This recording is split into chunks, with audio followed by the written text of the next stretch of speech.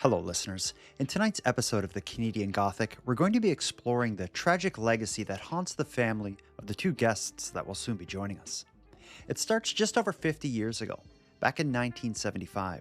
Then 20-year-old Jane Smith was living in Sudbury, Ontario, and attending Laurentian University.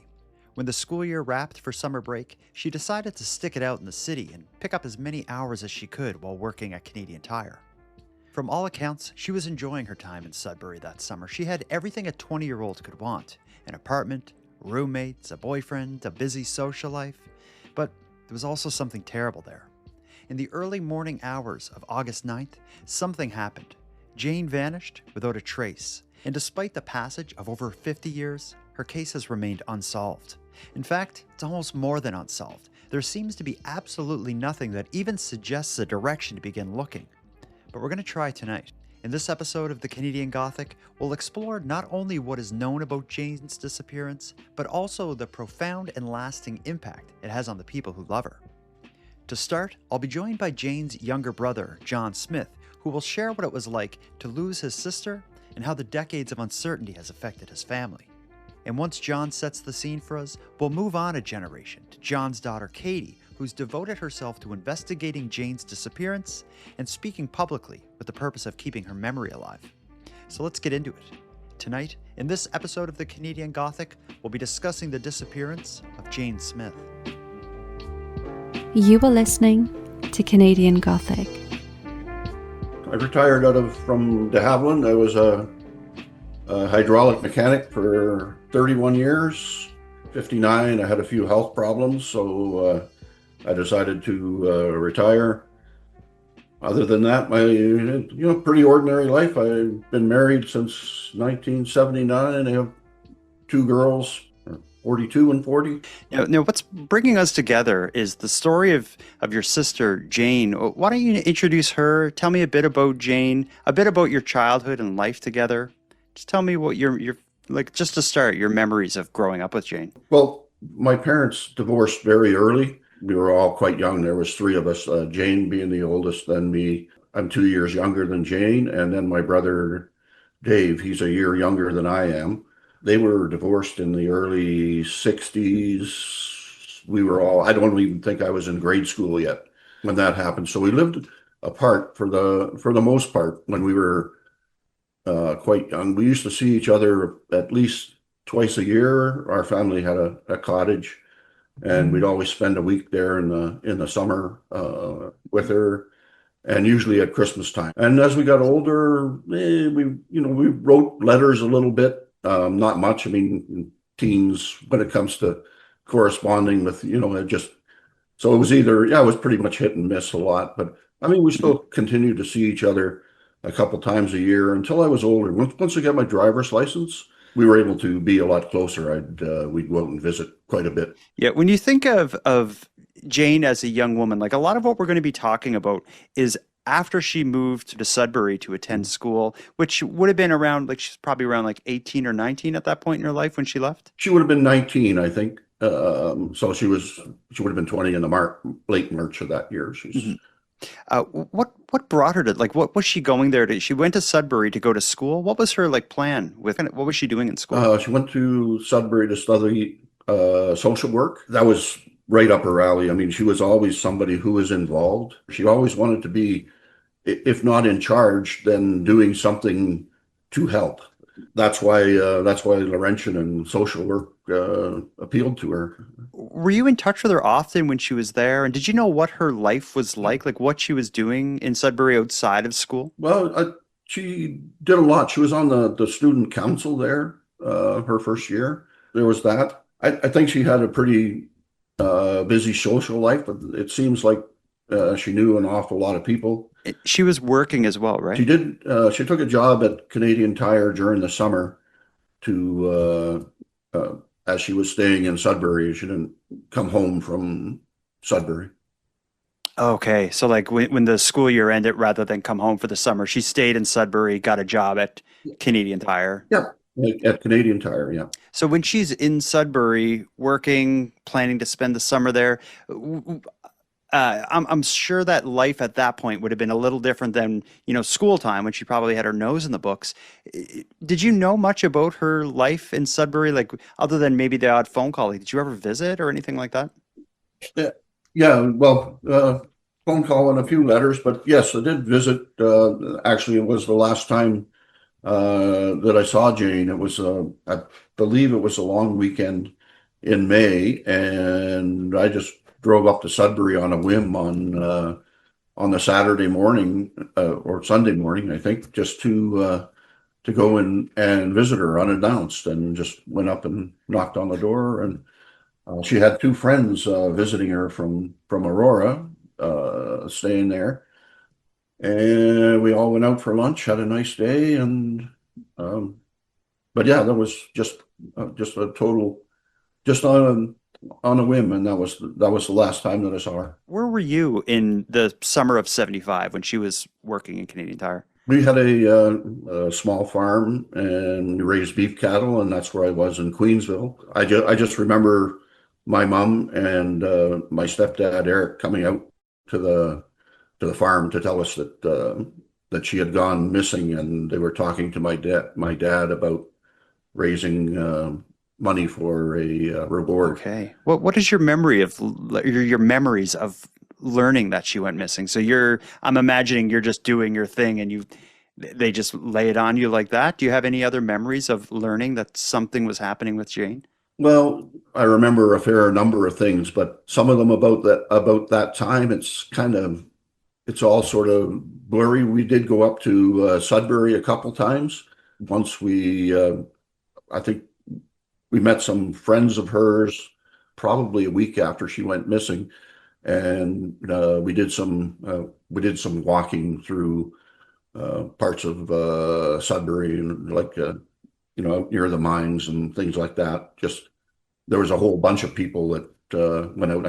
And I don't recall who organized it. It might have been organized by the police. It might have been organized by my parents. Yeah, because we are talking about something that happened 50 years ago, but it's something that must have just rocked your family. Do you have memories of the effect this had on your mother, your father, your younger brother? And are you even able to remember a time like before this? Like, I'm just thinking, when you think of something this big that happened 50 years ago, I feel like it would almost be hard to think about life without having, the shadow of Jane's disappearance cast over you.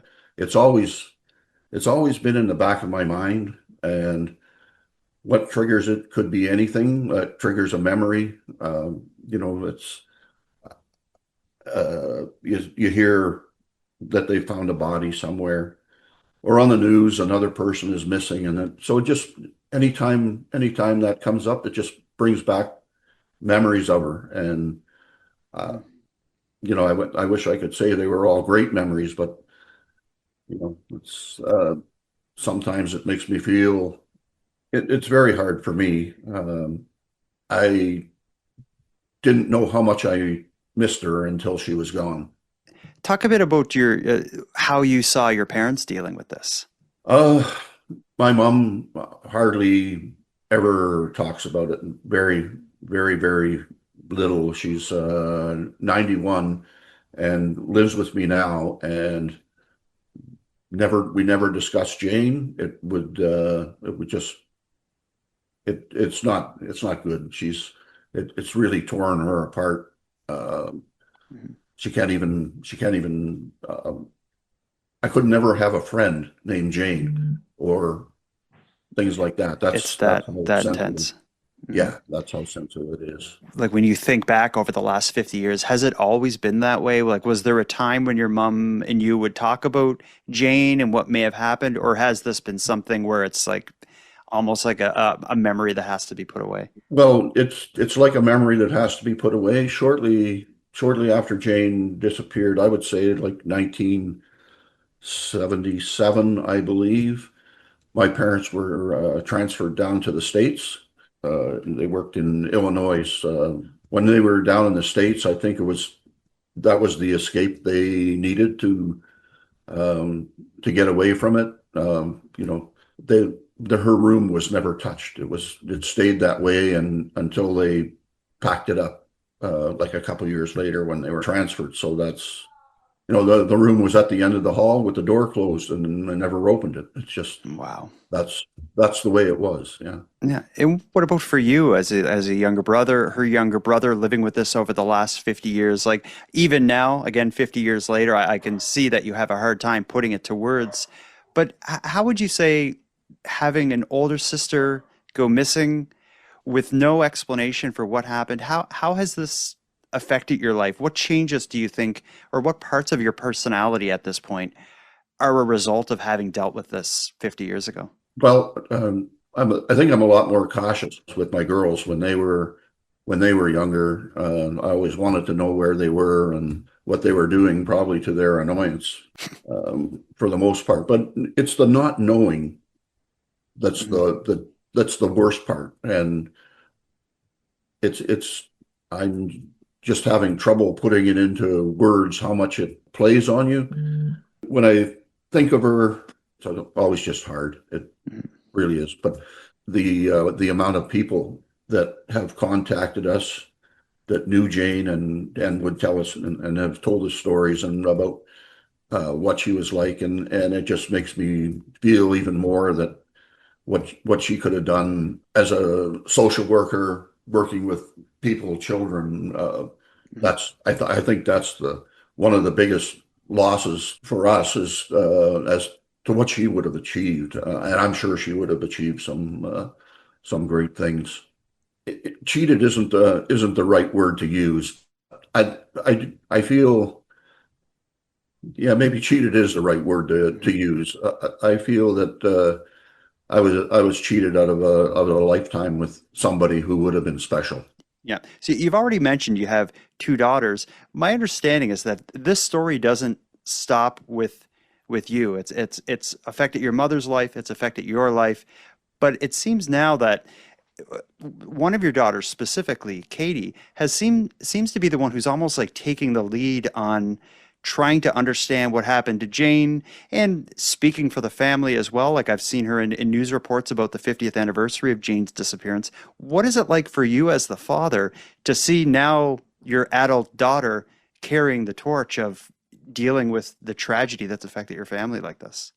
I'm glad that she's taken an interest in her Aunt Jane, and really, Katie didn't even know that she existed until she was probably about 12 or 14, I think, maybe Wow. Okay. something something like that. That's how little that we spoke of it, and I didn't want to answer a lot of questions when they were younger. It was better for me not to have to explain something that I couldn't explain, and why it was so difficult. With her taking the interest that she has in the case, um, a couple of, no, I guess it's 6 or 7 years ago now, I got a call from the Sudbury police asking me if I would give a DNA sample, which I did, only to find out later it was my daughter Katie who had contacted the police and told them to request that. And So, set that in motion. Wow. Last question for you is I understand the effect that this could have on yourself, your family.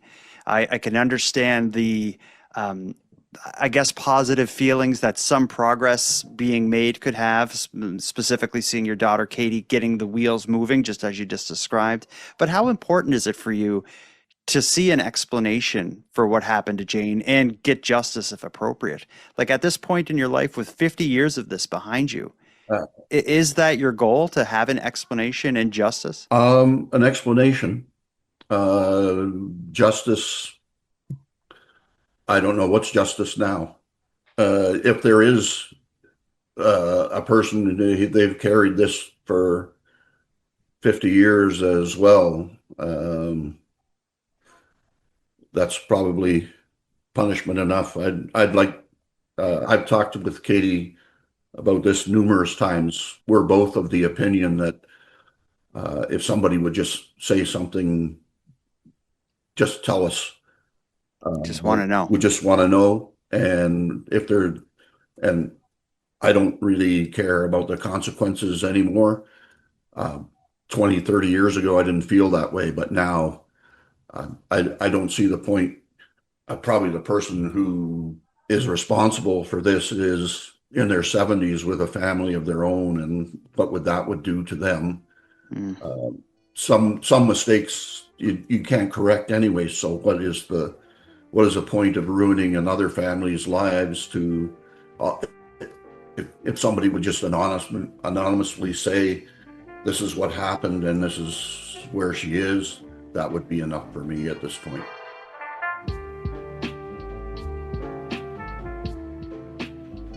Speaking with John, it's impossible to not feel the weight of what 50 years of unanswered questions has done to his family. It's a wound that has never healed.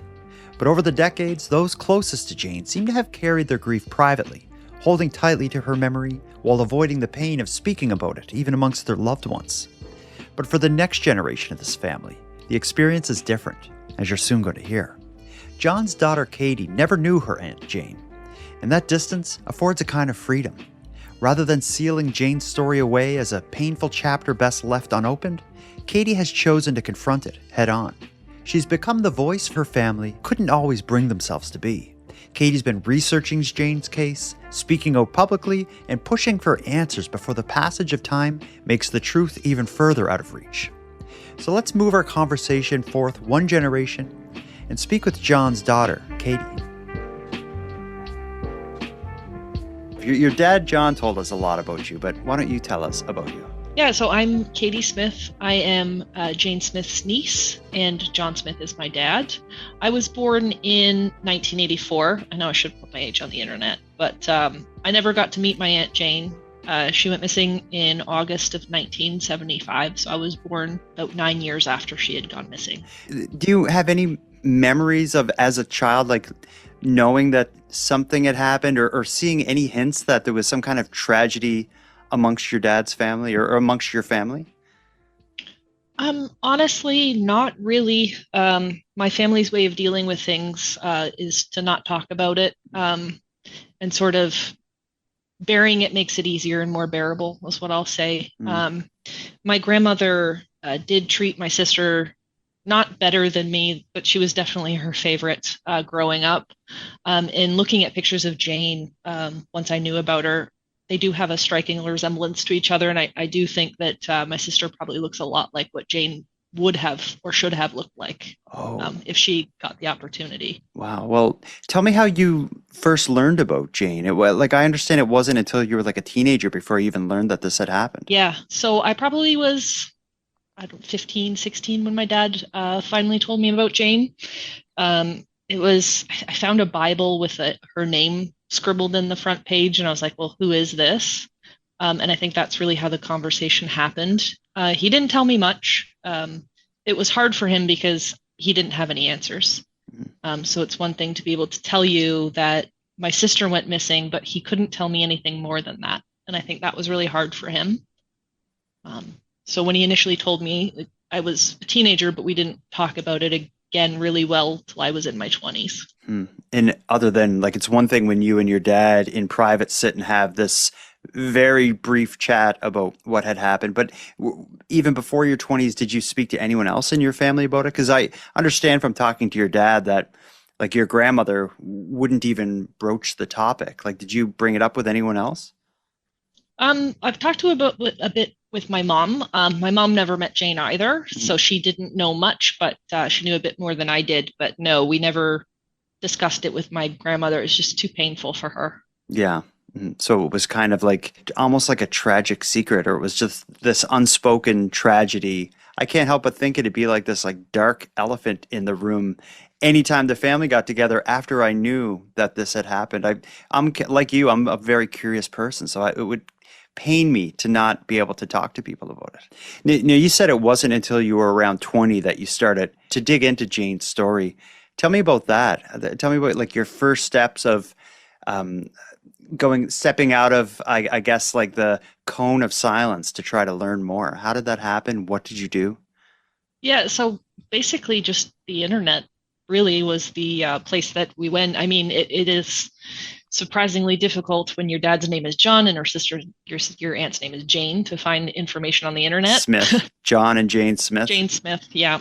I used to tell people we were in the witness protection program. Yeah, you Google like John and Jane Smith, and Google just like laughs back at you. Yeah. Yeah, pretty much. They're like, okay, yeah, Yeah. maybe try a bit more search. Yeah. And then on top of that, this is something that happened 50 years ago, pre-internet, so it's that much harder. And honestly, from what I can tell and what I've been able to gather, even I've talked to one of the libraries down in Sudbury that went through all their microfiche. There really wasn't much coverage of this at all. Mm-hmm. Like, so not only is her name Jane Smith, but it just didn't seem to actually get any sort of coverage or hold in the news. Yeah, that's one thing that surprised me. And before our talk today, I went through any kind of news reports that I could get my hands on, and it was everything was very brief in terms of the news reports. Even you even have copies of like school newspapers and such with even with something like a missing person, you would think that would be, the town or the city would shut down as this all happened. But even in the school newspaper, there's just, a brief mention about like a benefit dance, and then another mention about how disappointed people were that not many people showed up at the benefit dance. Like, was this like, tell me about the stuff you were finding about Jane as you were going through either the internet or your public archives or library. Yeah, it's a bit unsettling to realize that this happened and that nobody really seemed to not to care, because obviously people did care, but it just seems like the public response was not one of caring that this had happened or concerned that this had happened. Mm-hmm.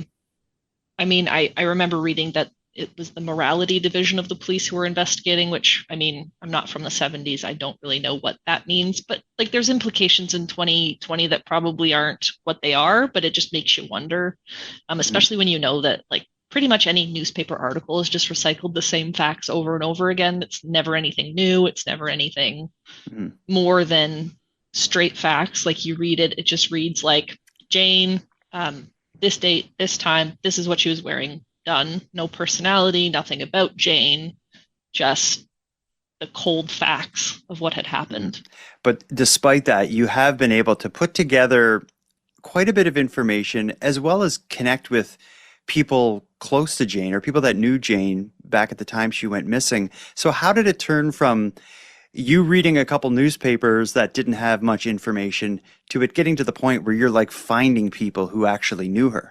Yeah, so I think really what it was, the impetus for all of it, is the fact that it was her 50th anniversary. I think myself and my dad independently sort of started to realize that this is sort of the last hurrah, right? 50 years is something that maybe would make it in the news. 51 years, probably not. 52, probably not. And the people who know something and knew Jane and knew something about the disappearance are going to be in their 70s likely. So there's not much time to keep going. So independently, I'd written an article that I was trying to get published, and my dad had reached out to a family friend who's been really, really helping drive all of this. And so you were writing this art, and how did this article lead to coverage on the anniversary, on the 50th anniversary? Yeah, so I had sent it to my dad. I like to write whenever I have big feelings, I like to write, get it out on paper. It helps me sort of resolve and sort of work through my own feelings. So I had sent it to my dad, and he had said that he was also trying to look into things and thought it would make a good news article. So I sent it to a bunch of outlets just to see if there would be any interest in either publishing the story or talking to us. And the CBC thankfully got back to us and said they'd be willing to do a news story. Wow. It's because you hear, as like someone on the outside, you see on the news that, the 10th anniversary of this case, the 25th anniversary. And I often think like it's just the news, like a convenient time for the news to retell a story. But hearing you talk and thinking about your family's story, this 50th anniversary is like the springboard that kind of represents the launching point into your kind of, as you put it there, the last hurrah, your last chance.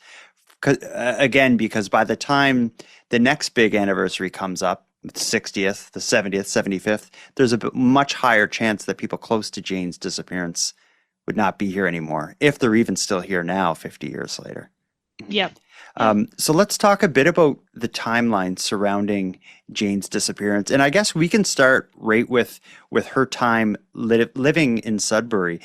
Can you tell me just what you've learned about her life, who she was connected to, what she was doing there. Try to, best you can, paint a picture of life for her in the lead up to her disappearance. Yeah, so it was Jane's first year of university. She was studying to become a social worker. From everything that we've heard from friends that we've talked to and people who are close to her, she seemed to really have wanted to make a difference in the world. Just sort of the upsetting part is that that never got to happen as far as we know. So, but so this was her first year. She didn't come home for the summer. She wanted to stay at Laurentian because she had a boyfriend and a part-time job that she really liked. So she wanted to stay up for the summer. And she was working at the Canadian Tire locally. And that's unfortunately when this happened, was the first summer of her first year of university. Now, through the articles that I've read, I've found a bit of inconsistencies with the timeline of her the actual last known day. And I know that's something you've tried to work out, is where she was last seen and who she was last seen by. So can you kind of tell me about Jane's last known moments and the events immediately leading up to her disappearance? Yeah, so as far as we've been able to figure out, it looks like Friday during the day, she had worked a shift at her Canadian Tire job, was dropped off at home.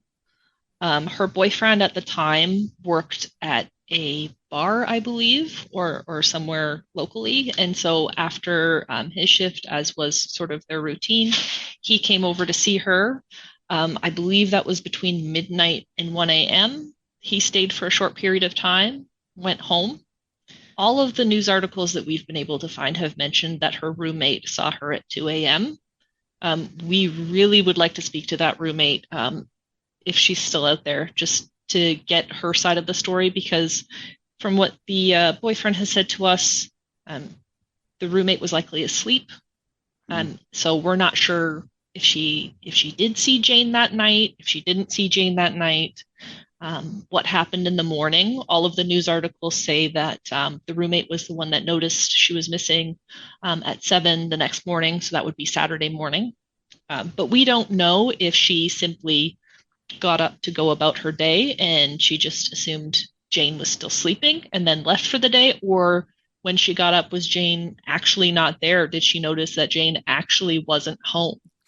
We just simply don't know. Yeah, this brings up two questions for me. Is one, 50 years later, I would think that what harm is there in the police not just giving you their records to be like, this is what we figured out back then. Like a case that's gone this like cold, so to speak, this much further, if they're not actively pursuing things, and we'll talk about whether or not we think they are. I wish they could give you and the people who are actually like fighting to figure out what happened access to these things, because I'm sure like going through whether or not there's transcripts or even just like hand notes from statements they would have taken back when she, days after she went missing, that would be so important to have at this point. Absolutely. We're wondering the same thing. We're really hoping that we'll be able to work with them closer in order to get some of this information, because I mean, you're not wrong. Unless somebody comes forward, I don't see how we get closure. So it's not an active investigation in that. I highly doubt there will be quote unquote justice, whatever that is for some people. Yeah. And even aside from that, for something that's happened this long ago, it's going to take just someone spilling the beans. I don't think it's like going to be traditional police work that's going to solve it. But no. The other thing that what you just said brought up is you mentioned talking to her then boyfriend. So now 50 years later, you've been able to track down Jane's boyfriend at the time of her disappearance. How did that happen? And how did he respond to getting a phone call or email or whatever it was from like, I'm Jane's niece trying to figure out what happened?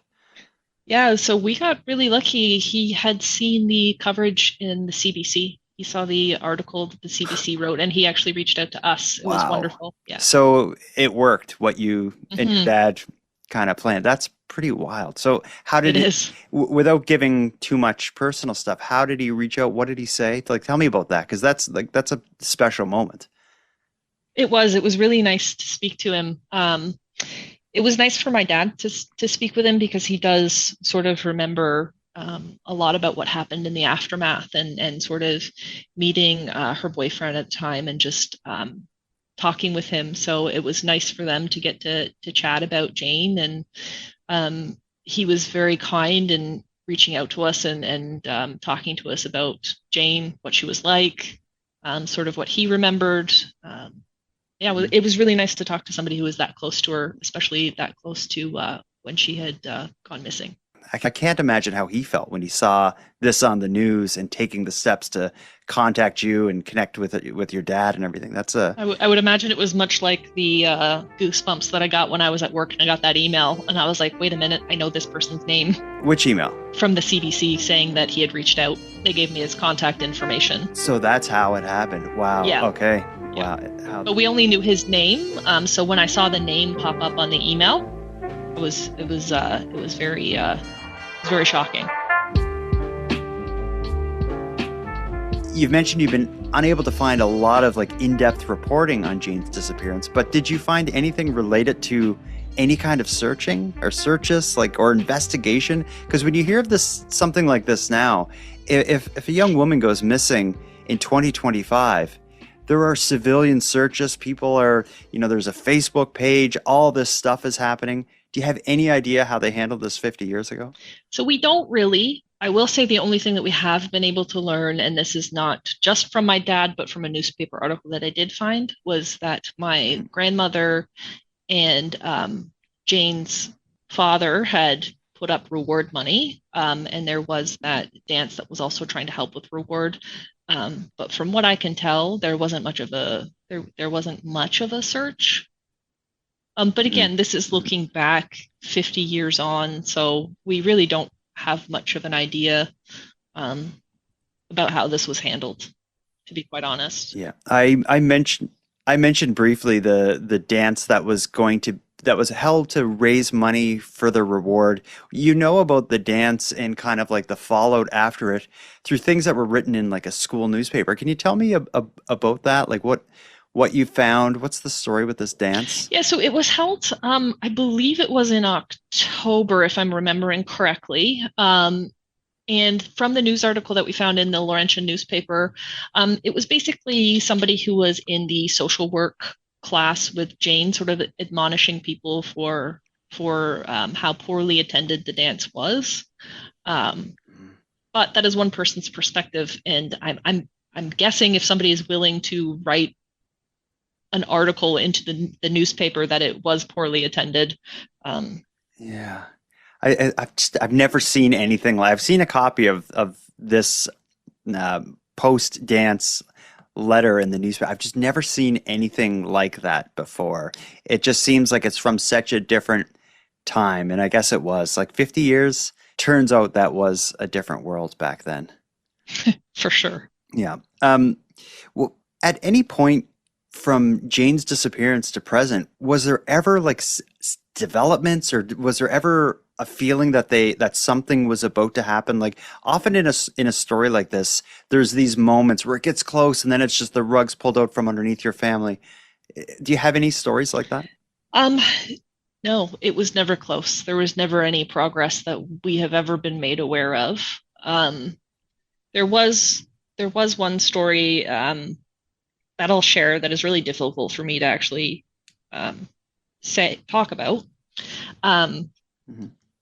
So I was saying how my grandmother doesn't really ever speak about Jane. I don't think anybody wants to or can imagine how difficult this has been for my dad, but my grandma, right? So we had come home from being out for the day, and when we got back, there was a message on her machine from the Sudbury police asking that she give them a call. It really, really upset her when she got that call. My grandmother doesn't cry really, but I remember she was crying, and she said that she had hoped that they found her. They didn't. They were calling to see whether they could put Jane's information up on their website as a historical missing person. But it was really heartbreaking, and it just makes you wonder what somebody must have gone through as a mother to hope that they found your daughter's remains. Yeah. Basically. And just seeing like that number or whatever on the phone, it brought her emotionally right to that moment. And for it to just be this procedural little thing. Yeah, like when I was asking that question, I was expecting, there was this time or there was this suspect, but it turned out it was a misunderstanding. No, for your grandmother, it was a phone call from the police that brought her to that point and gave her those same kind of feelings, and that is heartbreaking.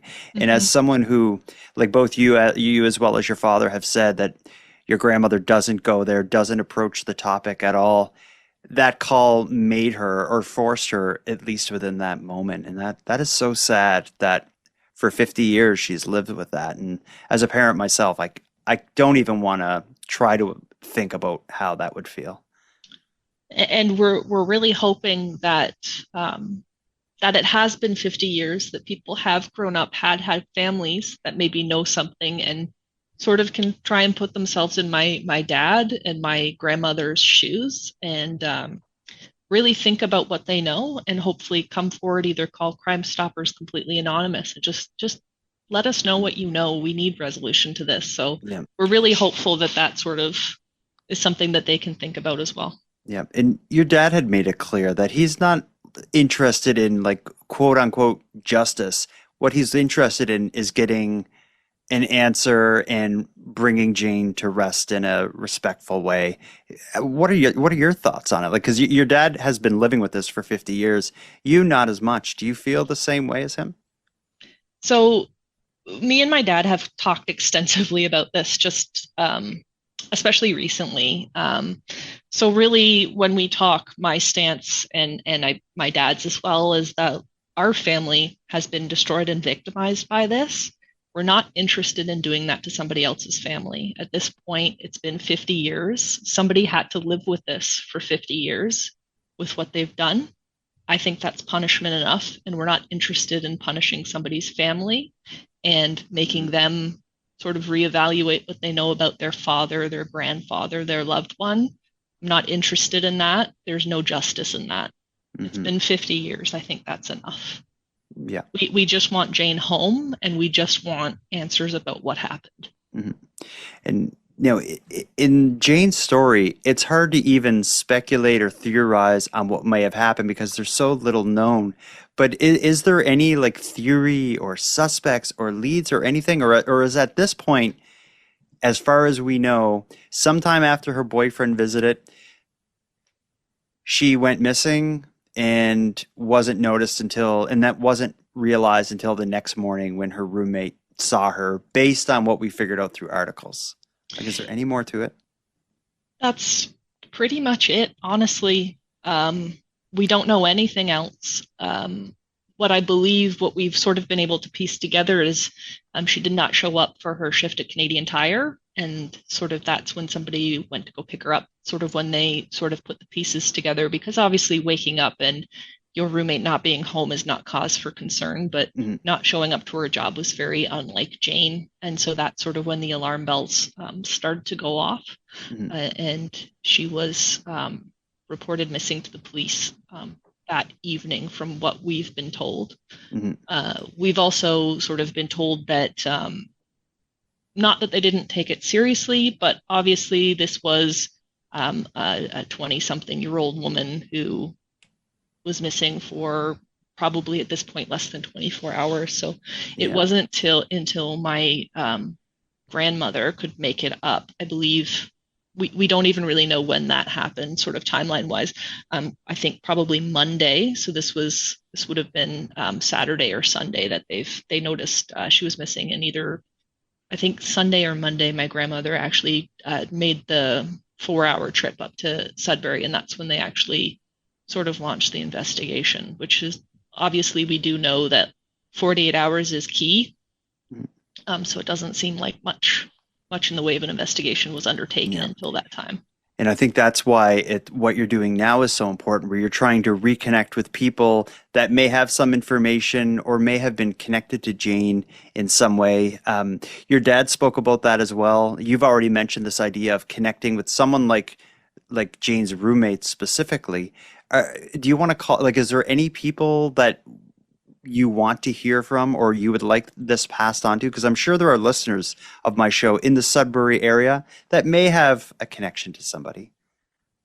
Yeah, really. Like we were talking about, the roommate would be wonderful. It would help fill in a lot of missing pieces and questions that we have. But just in addition to that, anybody who knew Jane had some stories they would like to share.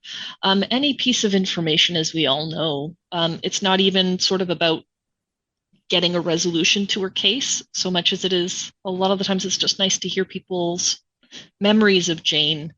I think my dad, because this wasn't talked about, sort of had the idea that Jane was completely forgotten, which based on the news articles and the coverage, I can understand the feeling. And we do not live anywhere near Sudbury, so we're very geographically detached from where this happened. But just, I think what's been nice for my dad is just hearing the stories, hearing that Jane wasn't forgotten. Like, she was very well remembered by a lot of people, and just sort of hearing stories about what she was like, because my dad wasn't able to grow up with Jane. His parents got divorced when he was very, very young. Jane was 2 years older than him. And so he didn't get to grow up with Jane. He grew up with his dad, and Jane grew up with his mom. So he saw her for a week during the summer, a week around Christmas. But when she had moved to Laurentian, he had gone up and visited her probably a month or two before she had went missing. And I just think about even me and my sister were never close growing up because we're very different people. As we grew into adults, we became a lot closer, and my dad was really robbed of that opportunity. So hearing stories about what Jane was like has been very therapeutic for him. Mm-hmm. And you do have an email set up for anyone who has any information or any connection to the story. I'll give it on air now. It's findjanesmith1975@gmail.com. We've mentioned the roommate. Are you able to give her name, or out of respect for her, is that why you're just saying the roommate and not her name? Or yeah, just out of respect. Okay. We're just saying the roommate. I believe her name was known to most people who are close to the case. What we don't want to do is just respectfully, we don't want people to be harassing her online. We would really like, hopefully, maybe a friend of hers who knows her to reach out to her and not sort of put her information out there. So this isn't so much a call out to all the people on the internet to find this roommate. Correct. You're calling out the person you want to hear that is someone who knows who the roommate is and will pass that email along or whatever. So if you're out there and you know who the roommate is, that message was for you. Is that a good way to put it? Yes, that's perfect. Thank you. Yeah. Now, one last thing to talk about is we've discussed the police, their investigation, whether or not it's still being worked on. I'm sure you and your family have been in touch with police, at least in the last 5 or 10 years. Give me a sense on what the status of either the case or your family's relationship with the investigators is at this point. Yeah, so we reached out prior to the 50th to try and get the Sudbury Police to also put out a statement. We didn't hear back from them. We've continued to follow up with them, and we are meeting with them soon. So we're hopeful that we'll get a bit of traction that way. About, I would say, probably 10 years ago, I did reach out to investigators because I was reading online about the advancements in DNA and a registry that the RCMP was putting together for missing people to sort of match people up with unidentified remains, which I'm sure people would be horrified to realize how many unidentified remains are out there. Mm-hmm. And they did take a DNA sample from my father. But we're unsure if that was actually put in the RCMP database. It's a question that we do want to talk to the police about, just to make sure that that's happened. Last question for you. You've mentioned that, it's not so much about justice. It's an answer and a resolution for your family. Do you have, like, in terms of hope that this will be solved, like, what are your feelings at this point? Like, do you think this is going to have an end?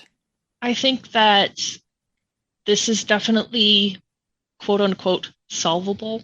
Really, our solve is knowing what happened and where she is. We want her home where she belongs. Um, but I do believe that the thing that is going to solve this is somebody listening, hearing what we're saying, and reaching out and telling us what they know. We all know that nobody lives in a silo. Somebody knows something. It's not just the person who maybe committed this crime or knows where Jane went. It's not just that person. That person has told somebody down the line something. So we're hopeful that I think that's the way that this is going to get some resolution for our family, is if somebody hears this, thinks about their own family and what this would mean to them, and comes forward and says something. I want to thank you for joining John, Katie, and I for this discussion. If any one of you listening has any kind of connection to Jane, her life in Sudbury, or that roommate that Katie decided specifically not to name out of respect, please contact Katie and Jane's advocates at findjanesmith1975@gmail.com. Jane's family, as you heard them say themselves, simply want an explanation to her disappearance, and I think they deserve at least that. And with all that said, I'm going to start wrapping this episode up, but before I do, I want to end with some thanks. First, a big thanks to John and Katie for sharing their story with me and with you, the listeners of the Canadian Gothic. I'd also like to thank Aaron G., who helped make this episode happen. I'd like to thank LJ from the Dystopian Simulation podcast, who provides our outro and intro voiceovers, and Monty Data, who provides the music for this show. And then lastly, but most importantly, a massive thank you goes out to each and every one of you listening, as without your interest and your support, the Canadian Gothic would be as pointless as it would be impossible. And on the topic of support, let me thank the newest subscribers to the premium feed. Irma, Kirsten, and Claire, thank you for going premium. And for anyone else who'd like to support the show, you can do it in a variety of ways. First of all, the premium feed subscription costs just a couple bucks a month, and that money will fund the creation of new episodes. But the premium feed will also give you those episodes 2 days early, give them to you ad-free, and give you access to a full back catalog of episodes. You can go premium at thecanadiangothic.com/subscribe. And even if you don't want to go premium, you can still support the show by sharing this episode on social media and letting all your like-minded friends know that you listen. Your support is very much appreciated. And until next time, take care of each other, hug your loved ones tight, and let us know if you see anything weird. Thank you for listening to Canadian Gothic.